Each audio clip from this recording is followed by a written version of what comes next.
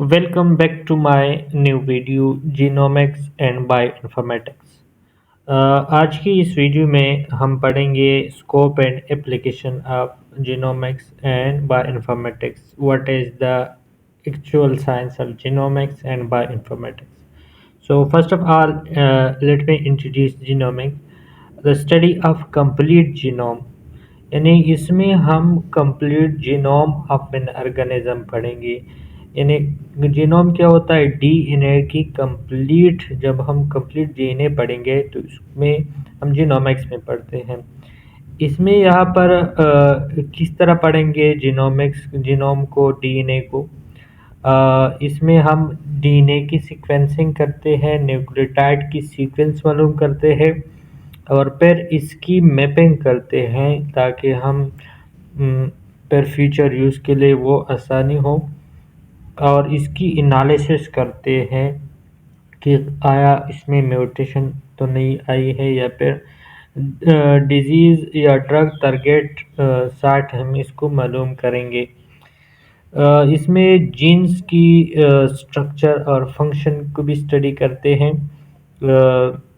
और इसमें जीनोमिक्स में एक इम्पोर्टेंट माइलस्टोन ये थी कि ह्यूमन जीनोम प्रोजेक्ट जो 2003 में ये पब्लिश हुआ था। इसमें जी सारा ह्यूमन जीनोम को उन्होंने सीक्वेंस किया और फिर पब्लिश करके ये सारा जीनोमिक्स डेटा प्रोवाइड किया गया।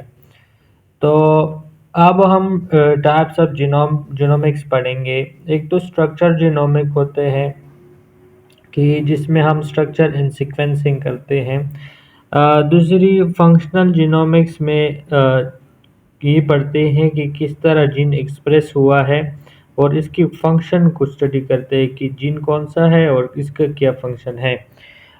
थर्ड जो है कंपैरेटिव जीनोमिक्स में हम डिफरेंट टाइप्स ऑफ स्पीशी की जीन को कंपेयर करते हैं कि आया इसमें सिमिलरिटीज़ है या नहीं है। हम जब फाइलोजेनेटिक ट्री बनाते हैं या इवोल्यूशनरी स्टडी करते हैं तो हम कंपैरेटिव जीनोमिक्स पढ़ते हैं। अब इन बायोइन्फॉर्मेटिक्स वो होता है कि जिसमें biology, computer science and statistics, mathematics की जो स्टडीज़ है उसको कंबाइन करके एक डिसिप्लिन बनाया गया है जिसको हम बायोइन्फॉर्मेटिक्स कहते हैं। ये डेटा को स्टोर करते हैं, एनालाइज करते हैं। कौन सा डेटा को? बायोलॉजिकल डेटा, यानी डीएनए, आरएनए, प्रोटीन को works with DNA, RNA and protein sequences.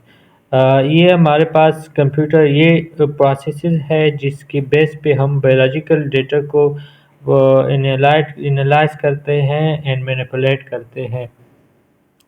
Common बायोइन्फॉर्मेटिक tools में ब्लास्ट हो गया, ये एक सीक्वेंस सिमिलरिटी सर्च हो गया। जब हम किसी ऑर्गेनिज्म के डीएनए में हम सीक्वेंस को मालूम करते हैं और उसको कंपेयर करते हैं दूसरे के साथ, तो उसके में हम ब्लास्ट करते हैं। जीन बैंक को बायोलॉजिकल डेटाबेस भी कहते हैं। Cluster W, multiple sequence alignment में हम क्लस्टर डब्ल्यू के इस्तेमाल करते हैं। ये बायोलॉजिकल डेटाबेसेस है जो ऑनलाइन एनसीबीआई में भी ये सारे पाए जाते हैं।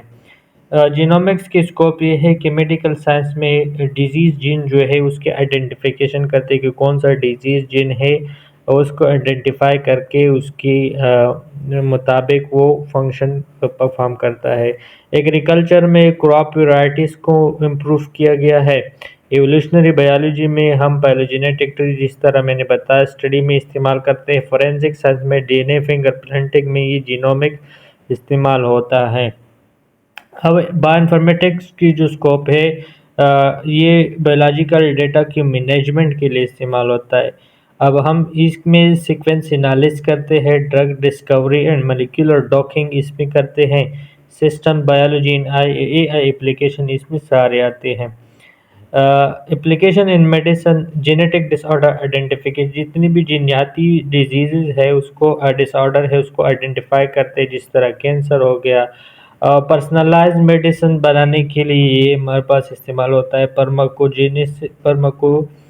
जीनोमिक्स में ये फार्मास्यूटिकल इंडस्ट्री में ये इस्तेमाल होता है ताकि ड्रग टारगेट्स को आइडेंटिफाई किया जा सके। एग्रीकल्चर में इसकी डिजीज़ रेजिस्टेंट क्रॉप ये जेनेटिक वेरिएंट बनाते हैं, जो ड्रॉट टॉलरेंट प्लांट्स हो गए जो खुश्की में ज़िंदगी बसर कर सकते हैं। मैं मार्कर असिस्टेंट सेलेक्टर, मार्कर को सेलेक्ट करने में ये हेल्पफुल होता है। जो मार्कर होता है लिव स्टॉक इम्प्रूवमेंट, जितने भी माल मवेशी उसको इम्प्रूव करने की, उसकी जो मीट एंड मिल्क क्वालिटी को इम्प्रूव, क्वांटिटी एंड क्वालिटी को इम्प्रूव करने के लिए ये इस्तेमाल होता है। इंडस्ट्री एंड एनवायरनमेंट में, इंडस्ट्री में तो ये वैक्सीन डेवलपमेंट करते हैं, एंटीबायोटिक रेजिस्टेंस स्टडी, जितनी भी वैक्सीन है ये सारे हम बायोइन्फॉर्मेटिक्स एंड जीनोमिक्स में हम स्टडी करके ये डेवलप करते हैं। मीटा जीनोमिक्स एंड बायोडाइवर्सिटी एनालिसिस, यहाँ पर इसमें हम करते हैं। बायोटेक्नोलॉजी प्रोडक्ट्स जितनी भी है वो इस बायोइन्फॉर्मेटिक्स एंड जीनोमिक्स की वजह से पॉसिबल हुई है। Advantage large scale data analysis इसमें होती है, फास्टर ड्रग डिस्कवरी होती है, एक्यूरेट डायग्नोसिस होती है, इम्प्रूव क्रॉप प्रोडक्शन, ये सारी चीज़ें हम इसी वजह से है, ये इसके एडवांटेजेस है। अब चैलेंजेस क्या है कि हम बिग डेटा को मैनेज नहीं कर सकते, इथिकल इशू भी होती है एंड प्राइवेसी इशू भी होती है। और दूसरी तीसरी बात है कि कंप्यूटेशनल कॉस्ट भी ज़्यादा, कंप्यूटर्स बड़े बड़े वो रिक्वायर्ड होते हैं।